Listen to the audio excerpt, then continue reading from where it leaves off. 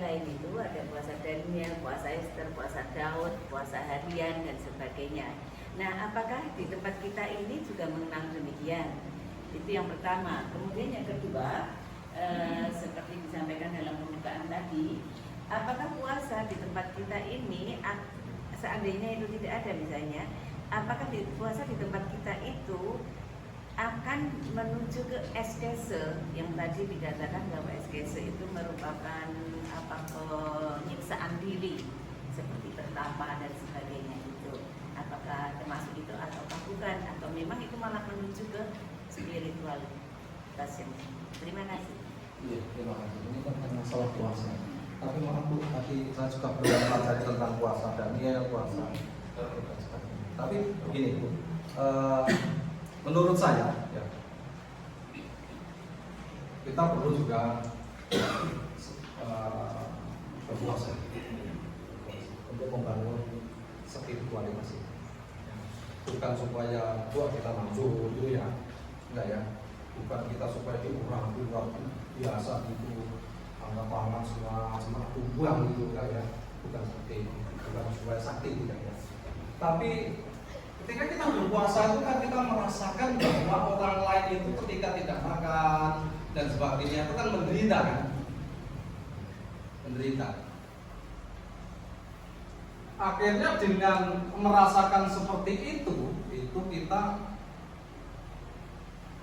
bisa berbagi dengan mereka, merasakan penderitaan mereka, sehingga kita meluangkan sebagian berkat kita untuk kita dikumpulkan kita pada selain juga membangun spiritualitas kita. Jadi ada dua aspek supaya kita semakin dekat pada Tuhan dan juga semakin kita bisa berbagi dengan orang lain.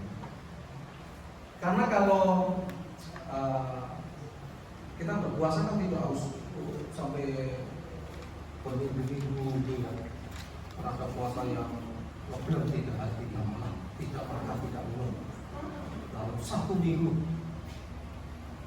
mungkin belum saja atau 40 hari kita puasanya kan tidak seperti itu namanya malah menyiksa diri, merusak tubuh kita. Yang kan kalau kita berpuasa kan tetap minum, cuma kita makan supaya tubuh kita tidak rusak karena tubuh kita tetap ada. Selain itu juga puasa itu menyehatkan. Seperti itu. Kalau saya mungkin tidak semua orang. Jadi akan belajar tentang yang puasa Daniel dan sebagainya.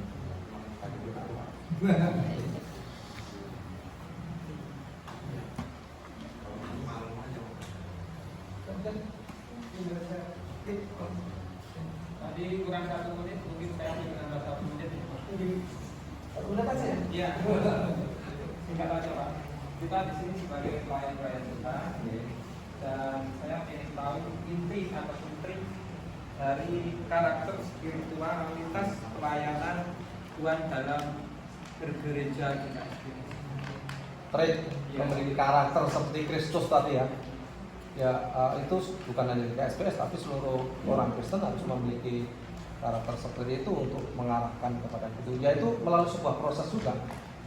Proses kadang-kadang kita Tuhan izinkan ada orang lain menyakiti hati kita, itu disadari sebuah proses. Kalau kita menyadari itu sebuah proses, wah dia Tuhan pakai menjadi alatnya untuk memproses saya.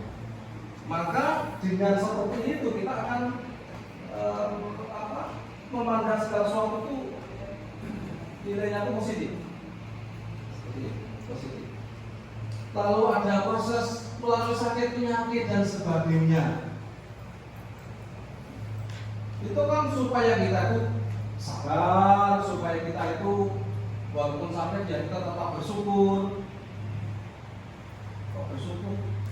Yang utama kita orang percaya itu kan sudah diselamatkan, sudah diselamatkan, sudah diangkat menjadi anak-anak Allah, menjadi warga kerajaan surga, menjadi anggota keluarga Allah. Mungkin kita tidak sukses secara dunia itu tidak masalah, Tetapi kita, karakter kita semakin mendekati karakter Kristus, ya itu yang masih tujuan Tuhan itu, ya tujuan Tuhan itu supaya karakter kita itu seperti Kristus.